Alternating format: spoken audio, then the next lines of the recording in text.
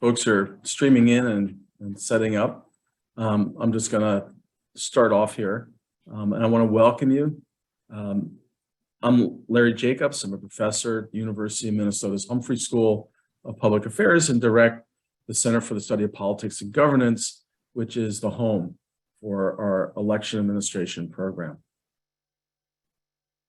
I want to just give you a heads up that we want you to participate in today's program. And you can see at the bottom of your screen, there's a Q&A button, and that's where you can click and give us your questions. Please do. We're going to get to, these questions, and they're an important part of our programming and an important part of today. If you need live captioning, that's also an option, and you can see it at the bottom of the screen as well. It is the CC logo. Just click on that, and you'll get live captioning as well. And we're pleased to be able to bring that to you. Welcome and thank you for joining our program today. Our special guest is Dr. Judd Choate. Dr. Choate is Director of Elections for the state of Colorado, in a position he's held since 2009. He's also an instructor with the Certificate in Election Administration program, which is bringing you today's offering. Today, Dr. Choate will discuss Colorado's experience dealing with an insider threat and Colorado's legislative response to that threat and other threats facing election officials. It is a great pleasure to welcome Dr. Choate. Thank you very much for being with us today. Sure, thanks, Larry. It's great to be here. It's wonderful to see so many people joining us today. Obviously, this is a very important topic and one that I think elections officials around the country are taking very seriously. What I'm going to do today is I'm going to walk you through the way we understand the threat, the way we understand the issues surrounding elections administration, both in terms of the possible threat that elections administration and those who have access to elections administration pose to elections in the United States and to their own systems. But then we'll also talk about the other side of that coin, which is how do you protect your election officials as well? So we tried to marry up the two objectives, which is create a barrier, create protections to your voting systems, but also create protections to your elections administrators. So it's both the good side and the bad side of having insiders. So let me walk you through. I've got a presentation here, and so I'll just put that up on the screen. We'll talk about Colorado's specific issues and how we dealt with them. And also, I would just note that these are not Colorado specific. These aren't just something that Colorado has experienced, although we have done so in a pretty public way. It's also something that we're seeing around the country. All right, so let me start the presentation. All right, did I do that right? Everybody seeing that? I think so. So that's me, and you can see the info there. We'll come back to my contact info on the last slide, so if you miss this, you can get it later. But feel free to reach out to me if you have questions. And this whole presentation will be available to anyone who's on this webinar right now, but also can be available upon request if you want it sent to you. All right, so what is an insider threat problem? First, you got to understand the criteria of what qualifies as an insider. So an insider is any person who has authorized access to the equipment, networks, and systems that are the sort of jumping off point for the important work that that organization does. And then the threat is the potential that that insider will use that authorized access to undermine the organization, to bring about harm to the organization, And in our context, that harm extends far beyond what might be happening in a particular county or might happen in a jurisdiction or even state. It extends to the faith that people have in the outcomes of elections around the country and potentially even around the world. It kind of harms democracy in general when you undermine the way in which the democracy works. Some examples. So I just picked some random ones out of the news. My apologies if your jurisdiction is on the screen. But we have experienced this around the country. A couple of examples that have recently become public or have been amplified are in Coffee County, Georgia, and then the Antrim County, Michigan case, which I know many people are very aware of. Let me talk to you a little bit about Mesa County.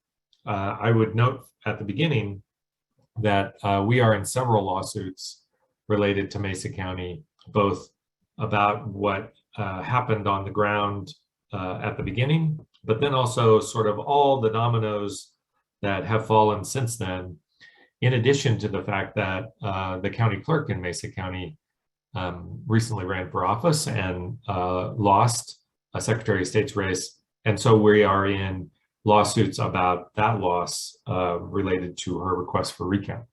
So there are lots of different pieces there, but the big picture is that, as you probably are aware, those of you who are elections officials, your voting systems are not static. They have to be changed from time to time. And those upgrades or security changes usually come in the version of a new certified version of that software.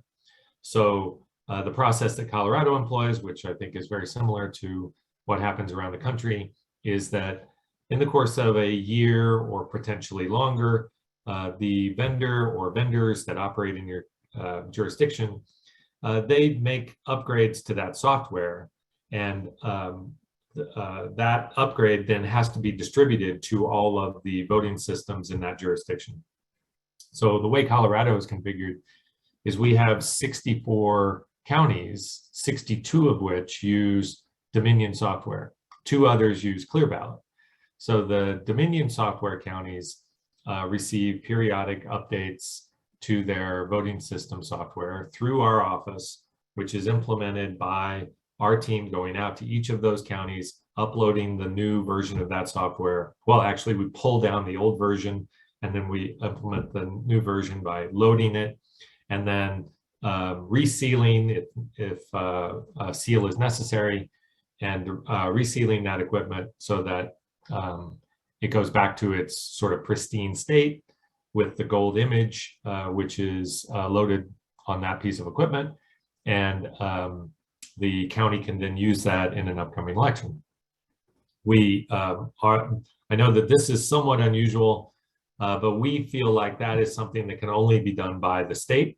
So Dominion, in this case, this version of Reality Dominion, provides that new version of the software. We test that software according to the parameters of Colorado law, and then we approve it eventually, and we go out and do the upload. We don't allow the vendor to do it. We don't send it to the county to do it. We do it. We're there during the time in which that trusted build is accomplished. And it's called trusted build because that's the process of loading the trusted software onto the new or onto those systems. In 2021, when we were arranging the new upgrade to the Dominion software, we alerted the counties. We organized our plan to go around the state, worked with the counties to schedule a date and time that worked for them, and described to them the limitations of the trusted build, who could be there and under what circumstances. And again, without going into too many details, one of our counties went in before we arrived for the trusted build and made a copy or a partial copy of the hard drive of that unit, of the central unit, And then we came the next day or days that followed and upgraded that system to the new trusted version of that software. And then they came in and made another copy.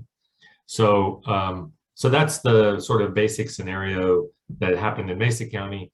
I know the other examples are somewhat different in that they are concerning the version immediately following or in the months that followed an election and really didn't have a lot to do with the trusted build implementation. So, you know, all of these insider threat conditions can happen under various circumstances, but that's the Mesa County example.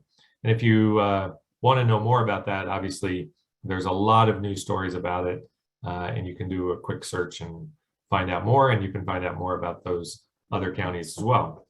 But that sort of tees up the question of how do you deal with a person who has authorized access to that system, who is not treating that equipment in ways that meet the obligations of that office, and potentially expose the equipment, the software,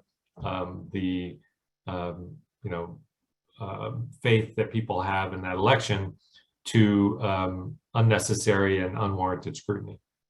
So that's how the insider threat sort of shows itself.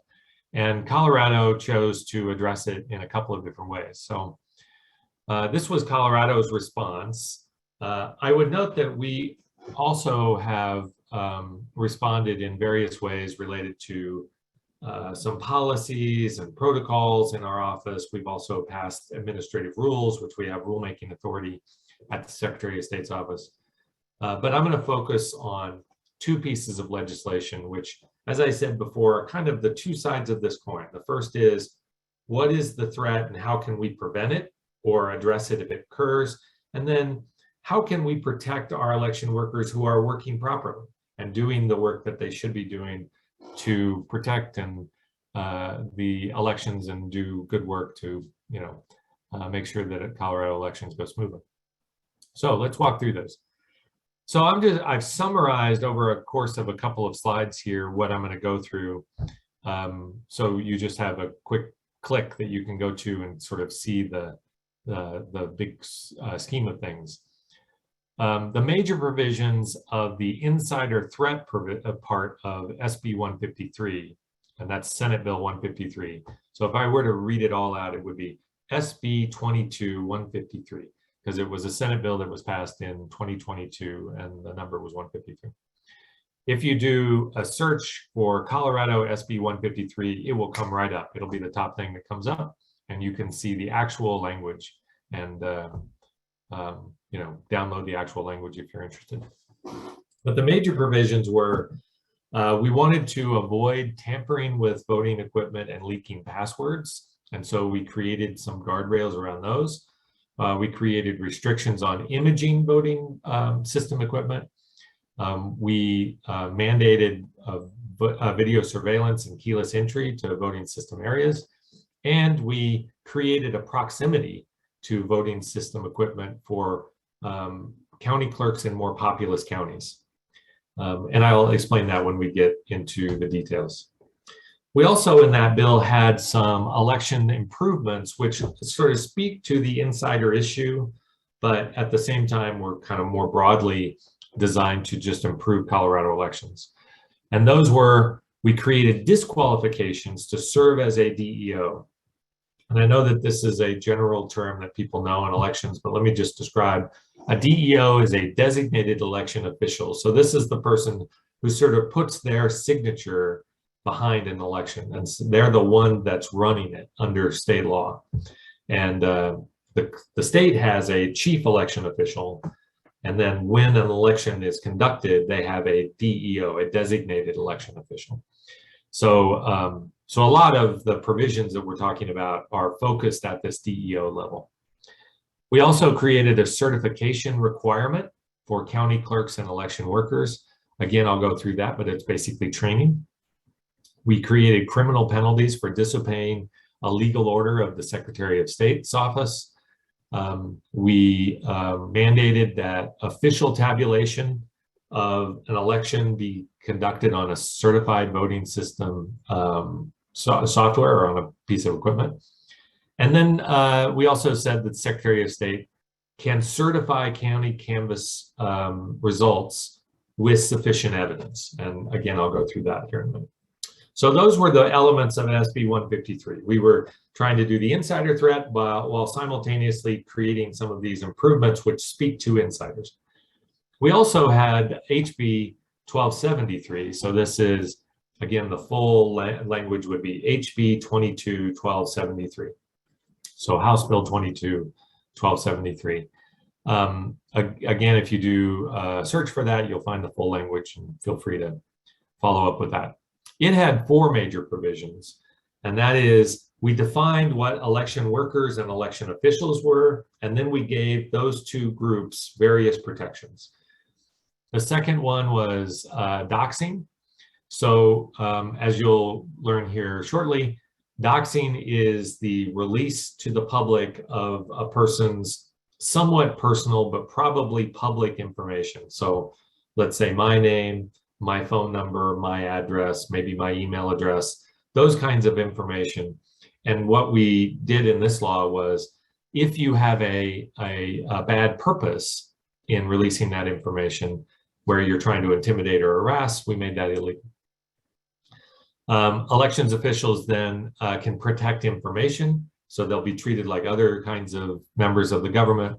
And then a crime to interfere with election officials performing their duties. So these, again, are the other side to the insider, protecting the insider from the equipment. So let's walk through those, and I'll do, that's the slide you missed, and I'll kind of walk you through the various things that we were trying to accomplish.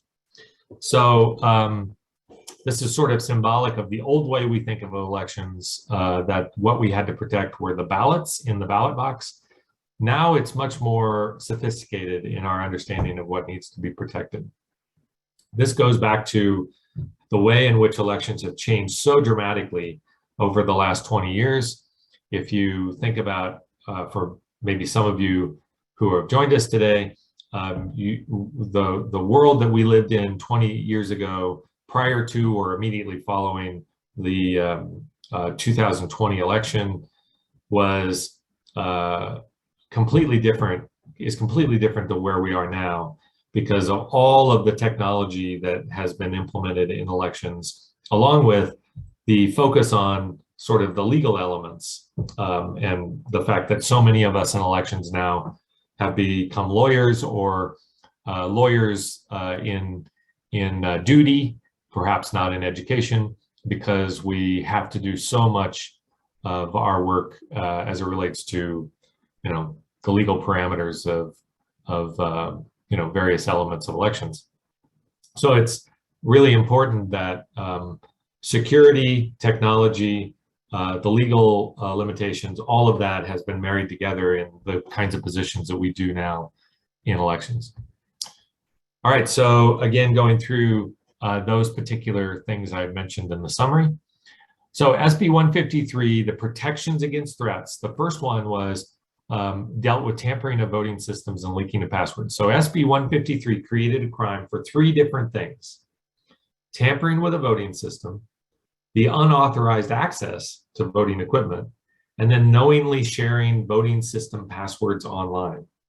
So each one of those now, because of the wording in that statute, are illegal and are felonies in Colorado. So those are all class 4 felonies, punishable by up to 2 years in prison, and with a maximum 2 years minimum, maximum of 6 years in prison, and a fine of up to $500,000.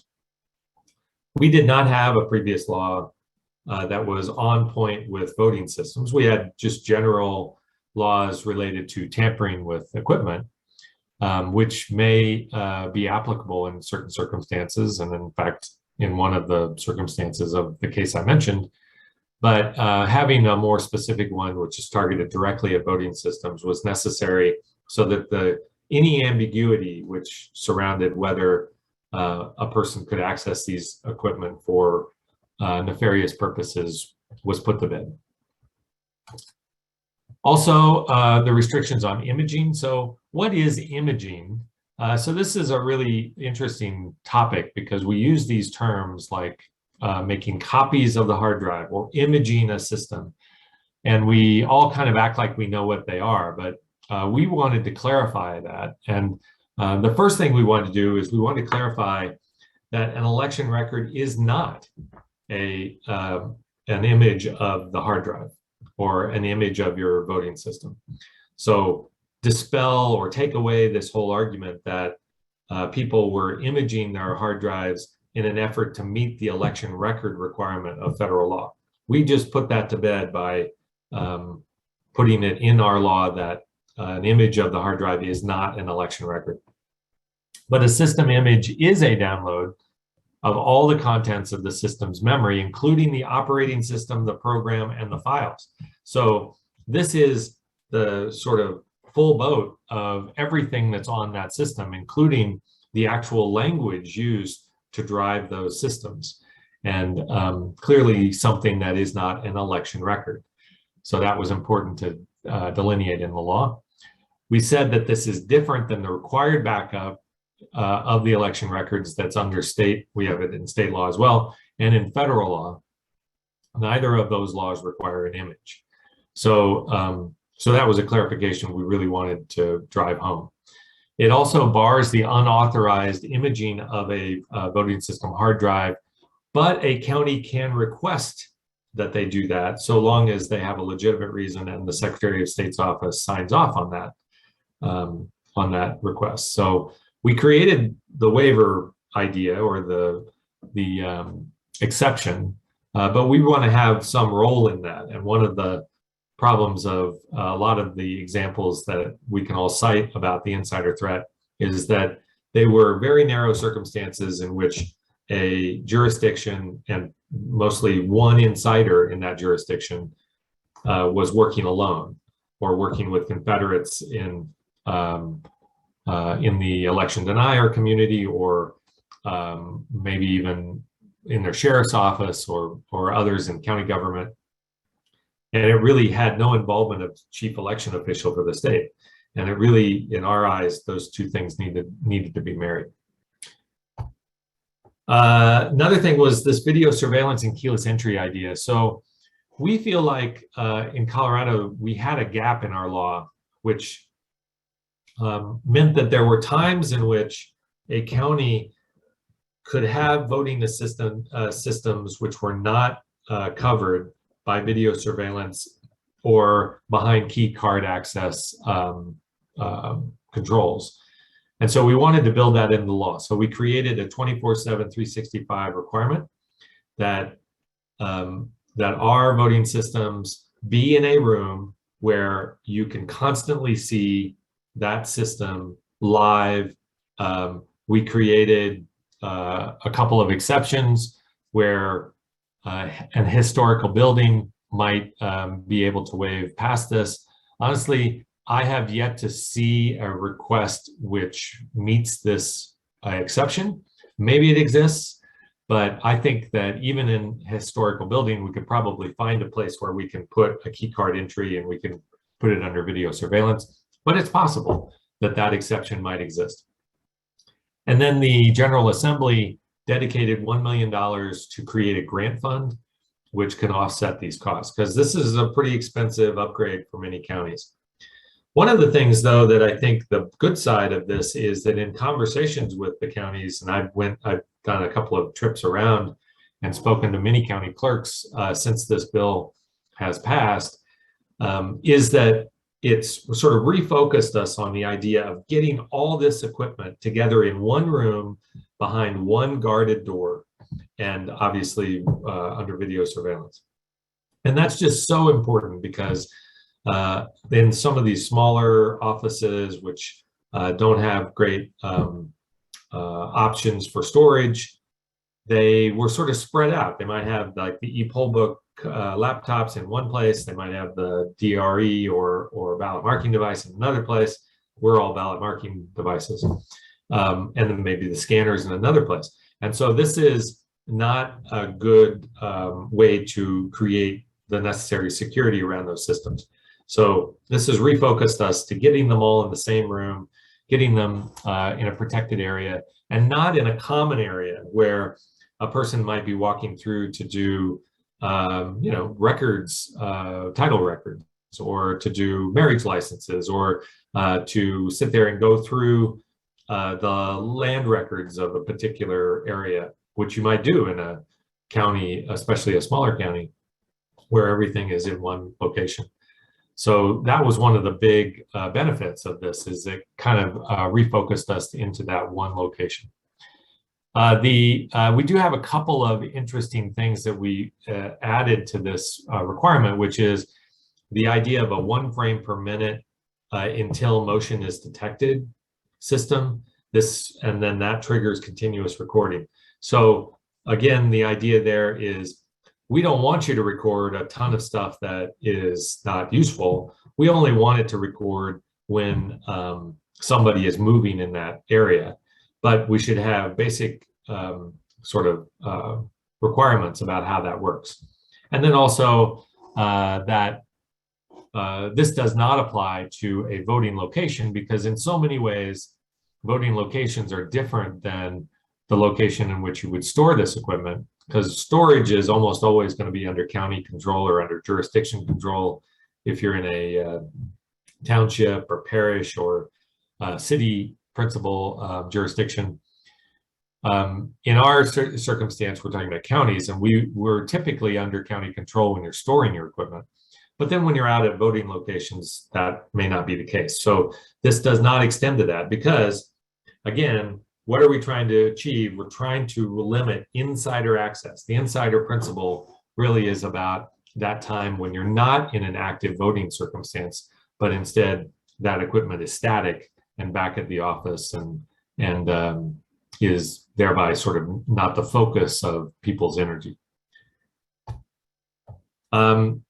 So this is the proximity issue, maybe a very Colorado specific element, but it might also be worth considering when you are crafting your policies. We had a law in place that said that elected officials for a county that had over 1,000 active voters, actually it's over 1,000 people, could not physically touch the voting equipment. So we already had that in law. And the idea of that was that in these larger counties, and I list those out there, Denver, El Paso, Arapahoe, and Jeffco being our 4 largest counties. In the circumstances where you're an elected official in these large counties, it's very unlikely that you would be the person that's running the election, doing the day-to-day work of the election, going, unloading the equipment, moving it around, there for trusted build, all of those kinds of things, because these are jurisdictions with 10, 20, 30 elections officials, and they have a person that does that work on site. It's a member of the team, and they don't need the county clerk to have that that kind of capability. We added in 153 the idea that you cannot even have key card access to those locations. So it's not enough that you should not be there, but you cannot be there. So you can't even get into it. And then if you are in a room with your voting system, you have to be there with another person. You have to have a chaperone, basically, and a person that does have access to that. I'll just note that we built this out in rule where there's a grand total of 4 people in each county that can be in that room with that equipment. We put it into rule that we're limited to 4 people. A county can specify who those 4 people are. It can't be the county clerk, but and by the way, the 4 is the maximum number, and that's really what you're talking about when you're talking about those very large counties, the counties with 500,000 or more people. Most counties, you're really talking about 2 people, and maybe even 1 in a very small county. Oh, by the way, at the bottom of that, there are a couple of little exceptions. If you are going to vote, that's fine. That's obviously an exception. And if you are at a polling place where the equipment's being used and you are serving as an election worker in that capacity, there's an exception as well. Again, both of those are exceptions that are focused at the voting part, and the insider threat bill is not really focused in that 2 weeks or so of voting. It's focused at the time where all of that equipment is back at the central location. Okay, election improvements. Now we're sort of deviating a little bit off the insider, but you'll see the connections here. So the first election improvement was this idea of creating disqualifications to serve as a DEO. So we wanted to create qualifications and disqualifications. And the disqualifications, so DEOs, again, just a reminder, that's your designated election official. Those are the people that usually we think of as county clerks or maybe your election supervisor. Those are the people that are usually designated in law to run an election. Well, in Colorado, you cannot serve as a DEO if you've been convicted for an election offense specified under Colorado statute, or a similar offense in a different state. Also, we added the having been convicted of committing or a conspiracy to commit sedition, insurrection, treason, conspiracy to overthrow government, or similar federal offense. So you can probably see where that's going to. We don't want anybody in Colorado who has been convicted for their role in January 6th to serve as a DEO. So that's where those are the two disqualifications that we put in SB 153 related to who can serve as a DEO. Now, the certification side of this, so the sort of positive side of this is, how can you become certified to serve as an election worker? Well, SB 153 lays out this idea that anyone who operates as a DEO in Colorado must be a certified election official. And we define what a certified election official is as being a person that completes the certified trainings. And we currently require 13 of those classes to become certified. That is it's set up by administrative rule. So I left out the word rule there, but by administrative rule, we have currently required 13 classes. We can increase that by rule. We could go to 14 or 15 or 16, dependent upon what new things happen in elections which require additional classes. We actually have in Colorado many more than 13 classes, and you can pick and choose the classes that are most relevant to you within some parameters to complete that certification and be able to become certified to be DEO. Those classes usually average around 2 hours. Some of them are a little shorter. We have some that are as short as around 45 minutes. We have others which are longer, and in fact, many of our in-person classes are half a day. We may even have ones that extend more than half a day, like almost a full day. But we have in-person and online options.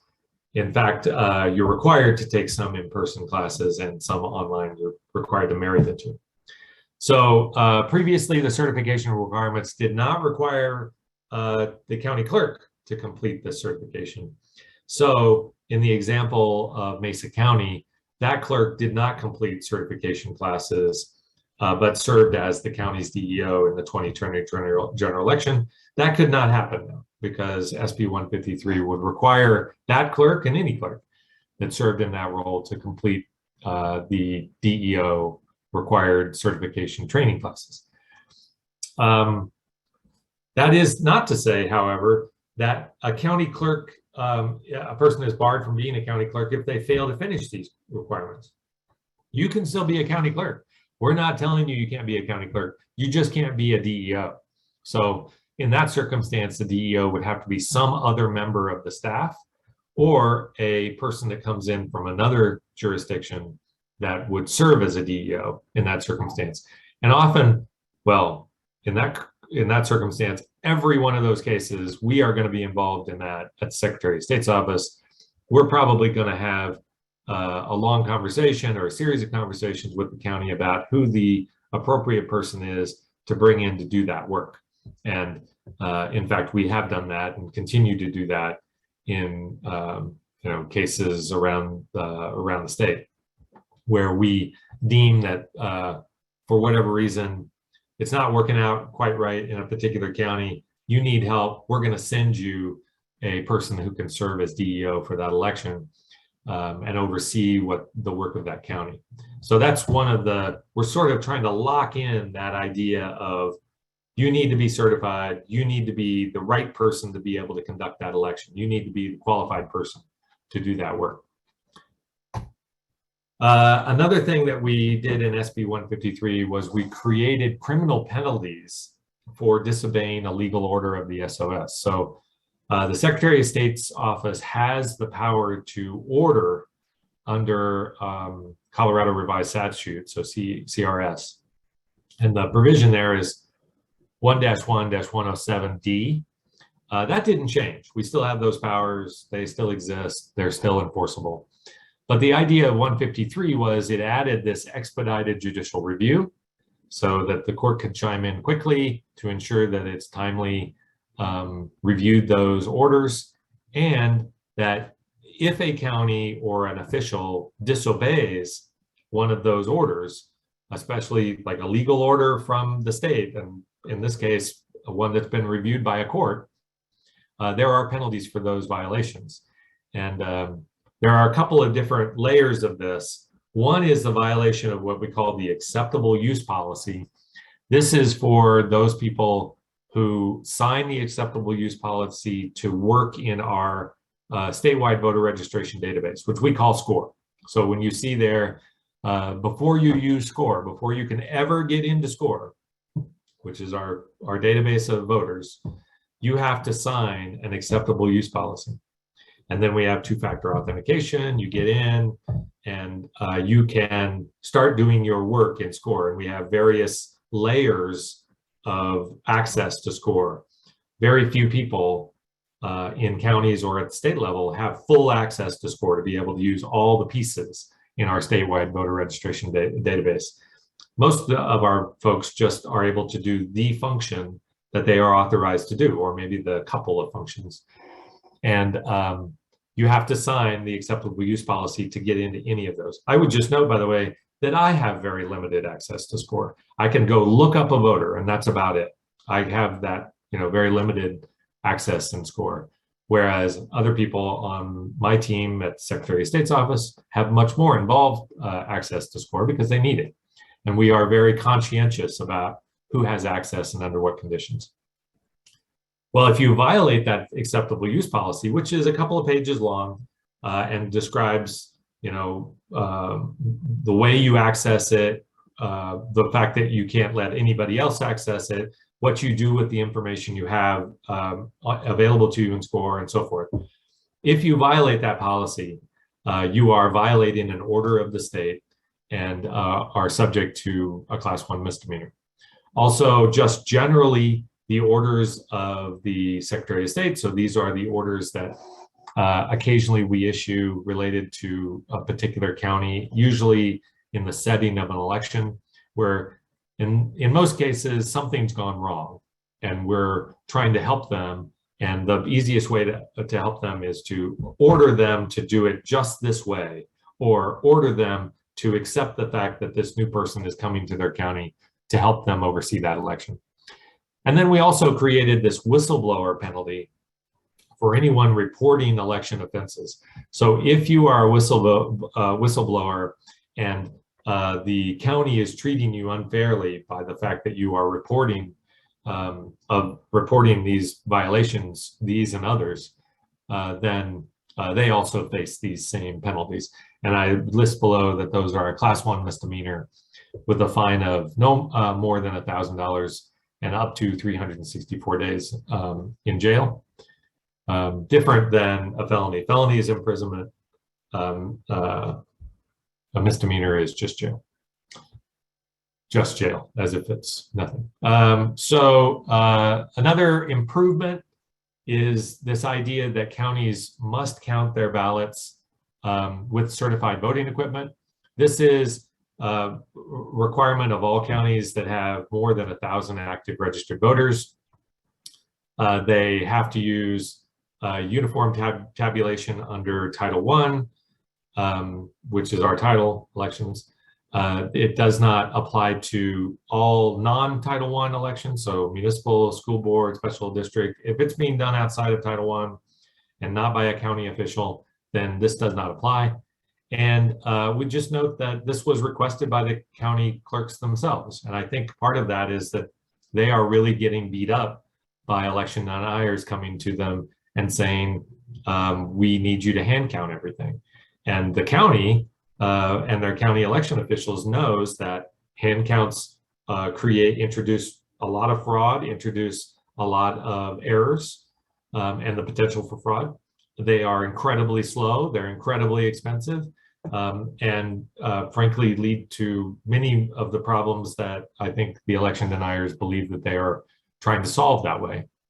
We do say that a county is permitted to do a hand count if they've had some sort of problems with their hardware or software. There's a great example of that we had in Colorado in Montrose County, where through really no fault of their own, it was sort of a left-hand, right-hand accident. We had a county, Montrose County, that created two different versions of an election and issued ballots from two different versions. And what that meant was that one of those sets of ballots had to be hand counted. And in that Montrose example, it was around 8,000 ballots that had to be hand counted. It took them a week of about a dozen people working at 3 different tables in groups of 4 doing that work to do 8,000 ballots. We were there for most of that. I went for it. We had other people in the office who supervised that work, and that's what we would typically do. I would note that counties are absolutely 100% permitted to do a hand count if they want to, at their own expense once they've certified the election. So we're not saying you can't do a hand count. We're just saying you have to do that hand count after the election is over.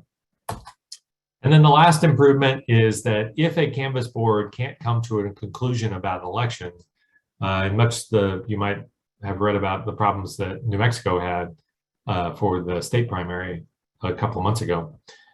We have a provision that says, if we have sufficient evidence to certify that election ourselves, we will, or we could designate an appropriate certified election official to do that review. So we're back to that idea of the certified DEO.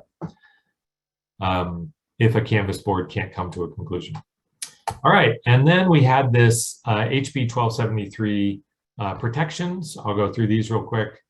Here's your proverbial cartoon related to elections workers, and that does accurately capture 2020 in all of its glory.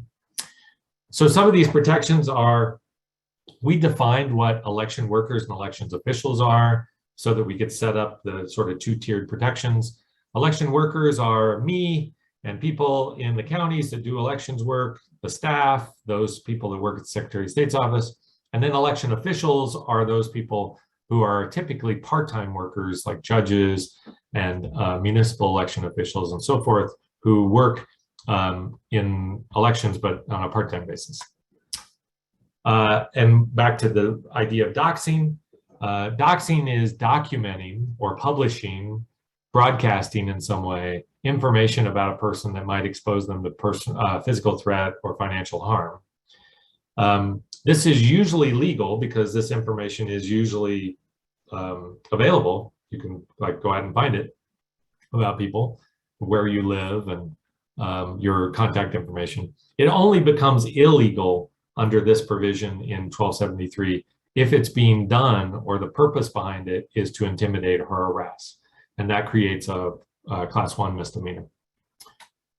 We also allow for election workers, so workers being, again, me or people that work in the counties, they can go to various government offices and ask that all of their personally identifying information, PII, and other information from online records be protected or not disclosed to the public because the dissemination of that information might cause an imminent threat. That comes from all of the threats that so many of us have received after the 2020 election. We just wanted to create some protections. And then finally, in this protection bill, we had sort of the 2 sides of the coin of active performance of duty. So 1273 creates a crime for interfering with an election official, either while they're performing their duties or in retaliation for performing their duties. And so that created a class 2 misdemeanor punishable by 120 days in jail. This is the less than threats and assault and those kinds of things. It's the, trying to interfere with the performance of duties. So we didn't really have that in law, and we wanted to make sure we had it. All right, so that's me again. I hope you got something out of that maybe you can take back to your jurisdiction.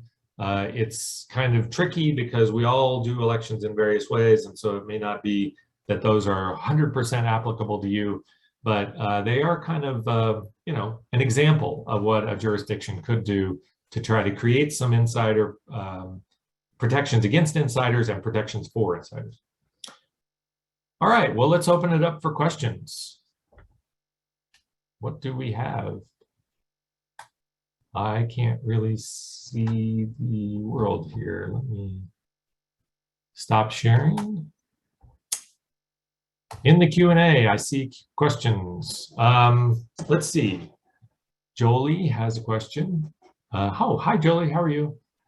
What information would have been included on the hard drive of the machine that was copied or unauthorized prior to the trusted build? Yes, so good question. So the information that we believe that the folks that were making that image in Mesa County, what they were trying to do is really get the code.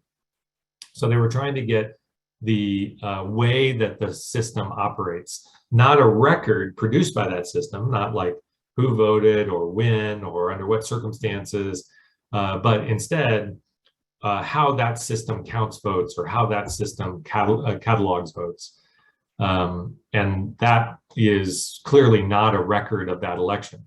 That is why that's the part that is certified. That's the part that goes through the front end process of the certification of that software, the review, the state review, the implementation. All of that is protected on the front end. Kurt, curious about what qualifies as tampering. I don't know what that references. Tampering in this context, I think what we're probably talking about is accessing those equipment, going into and starting to fiddle with a piece of equipment, removing the seals and so forth. So I'm guessing that that's what that question relates to. Add verbally to sharing the passwords. Yes, I think that that is implied by the statute, although, and that's an interesting point, we might want to add that by rule. So in Colorado, we're really lucky. We have broad rulemaking authority at Secretary of State's office. Rulemaking, again, for those with less of a history of this, is the law says one thing, we then try to take that law and then put parameters around it, try to build it out somewhat. And because the law usually says a person can't do this, but it doesn't describe the circumstances under which it can't, or maybe the circumstances under which it can. And so we use that rulemaking authority. So I'll put that in the back of my brain and maybe we'll address that. Were there cases of elected officials that touched voting equipment? I understand why CEOs apply voting locations. Okay, so yes, there were, and so we were trying to protect against that. Were there actual crimes that were occurring? No, not really.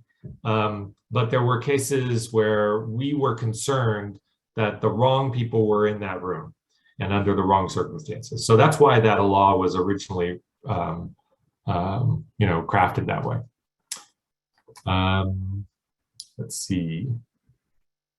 Next question is from Amy Sherman. What were the main reasons that some lawmakers gave for voting against this bill?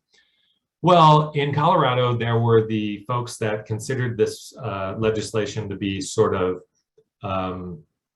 agnostic as to who it was about and under what circumstances it would be applied. And then there were people who believed that it was specifically about a county clerk or a couple of counties and were targeted at a person. And that's not what we were trying to do, but that's one of the reasons why some folks didn't like it. I will agree with the premise of the question, which is, why wouldn't anybody be for this law? Good question. It seems like a law that is broadly a good idea, but we didn't get everybody to vote for it. I would say, though, that both 153 and 1273 were both bipartisan. We had Democrats and Republicans voting for both of those laws. Jill asks, will you describe a whistleblower penalty? So this is a circumstance where let's say a county official understands that a county clerk has done something in violation of the law, and they tell us. But then because they tell us, they face potential penalties or potential bad outcomes for them. They are a whistleblower, and this prevents a county from doing something bad to that person because they disclose that information. Pamela Smith asks, what is the regular checking process for version control?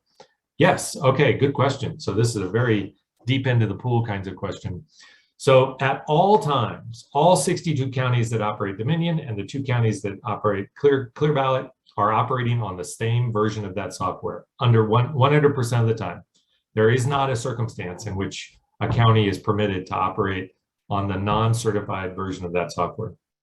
So that's why when a new certified version of that software is implemented or comes to our office and we certify it, we then schedule for a couple of months trips around the state to implement that software, to upload that software, remove the old version, upload the new version.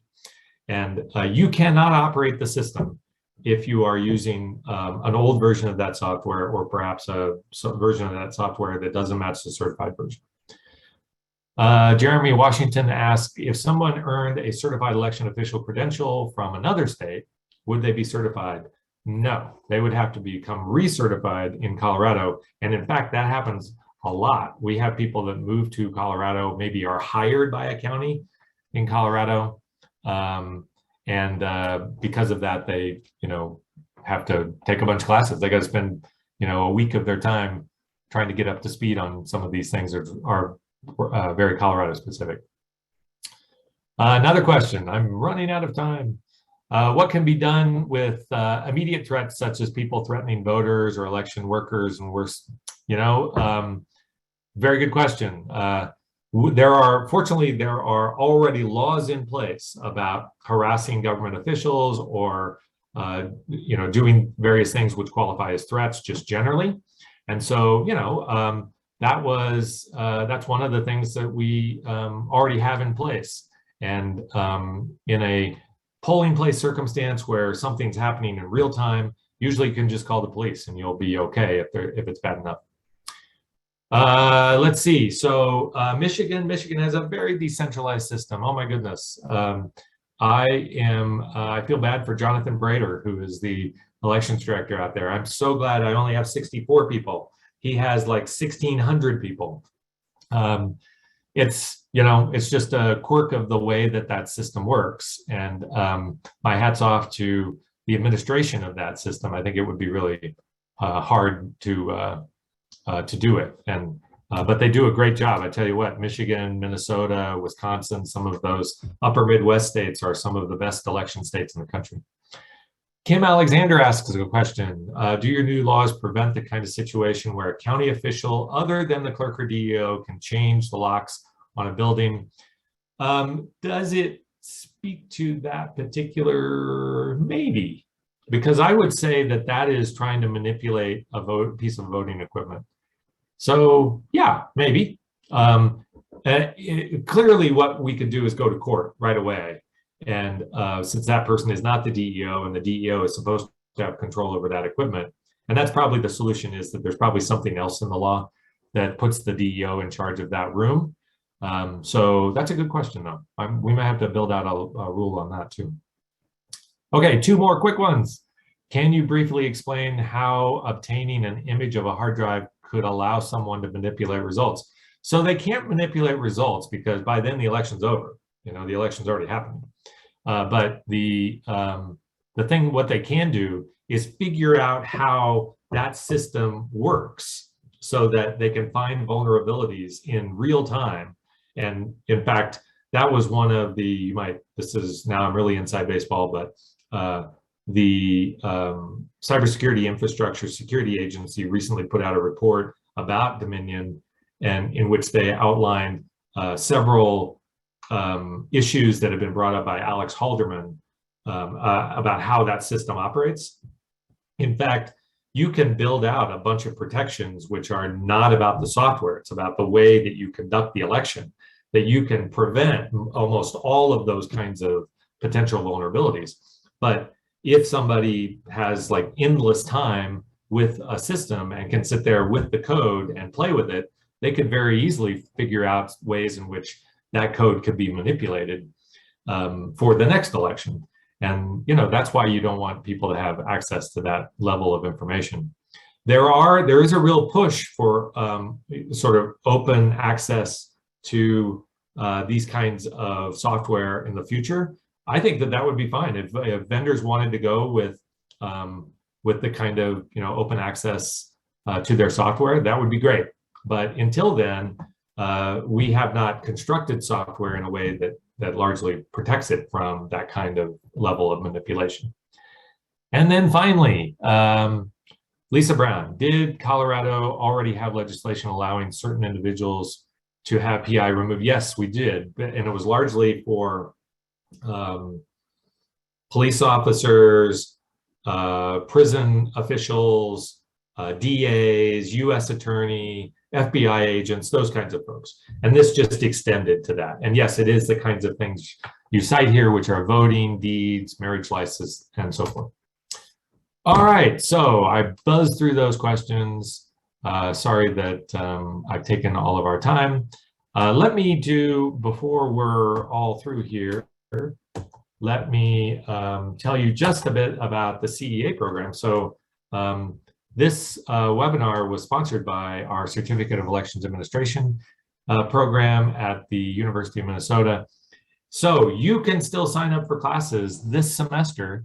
There are two ways to take part in the CEA program. You could apply for the full program, so to go down the certificate and get the classes necessary to become a CEA, or you could do one-off classes as a non-degree seeking student. So if you want to sign up for the full class certificate program, then you really need to do that by next Tuesday. So learn about that program, get to know it, understand what the obligations are, and apply by Tuesday. If you are more interested in just taking one-off classes, you can absolutely do that. And you can do that by the start of each one of the classes. There are 4 classes that will be taught this semester. And the first class is the Survey of Elections Administration. So this is your basic comprehensive course of general election administration. That's being taught by Neil Kelly, starting on Neil Kelly. Yes, I said Neil Kelly on September 6th is when that class starts. I tell you what, when I saw that he was teaching this class, I was like, I might go back and take that class. I mean, Neil Kelly is such a rock star, and we're incredibly lucky to have him in the CEA program. He was the county clerk or whatever they call it out in California, I think the registrar of voters in Orange County, California, and is a rock star of elections administration. Larry Jacobs, who you just met a moment ago, is teaching strategic management of elections administration, also beginning on September 6th, so you can still sign up for his course. And then later this semester, beginning on October 25th and extending through the end of the semester, Gina Roberts is teaching. She's from the Citizens Clean Election Commission in Arizona, and she's teaching a class on voter outreach and participation. And then we also have the world-renowned Jennifer Morell, who's at the elections group and used to work in Colorado in Arapahoe County and is a complete rock star. She's teaching physical election security. And that's a two-parter. There's the physical security and then online security or the internet security. And that course is being taught in October as well, October 25th. So sign up for Jennifer's class as well. So we've got the 4 classes, 2 that start up here in the next couple of weeks, and then the 2 that start up in October. If you want to know more about the certificate program, please look into that by August 23rd, or you could just sign up for those courses. All right, I have managed to drone on until the very end of the class. I will give up my screen to Larry Jacobs, who can end the program. First, I want to just say round of applause for Judd. This is a master class. He covered a whole lot. And those of you who've taken classes with Judd in the Certificate in Election Administration know that he is a phenomenal teacher. He's one of the most popular. If you haven't, you're missing out. So you should look at Judd. You're teaching a class in the spring, is that right? Yeah, I teach election law in the spring, and I'm not saying anything about me, but it's a fantastic course. You will really enjoy it. And it's the whole sort of panoply of elections laws going all the way back to the Constitution and the Civil Rights Act and the Voting Rights Act. I mean, it's great. It's a really fun course. So those of you who are Judd Choate admirers and respecters of him, sign up for that class. Registration will be in a few months. So thank you very much, Judd. This was absolutely phenomenal. And, just looking at the number of people who registered for the class, came today, stayed throughout our presentation, and the many people have been in touch about, will there be a recording of this? And let me just say, yes, there is a recording. It'll be up on YouTube. There'll be a podcast, and you have access to that, and your colleagues have access. Please feel free to share this with others. We found these kind of sessions really to be very helpful for the field. So let me just close by again thanking Judd and thanking all of you for being with us. And we look forward to seeing you for our next program, which will be coming up. Thanks again, Judd.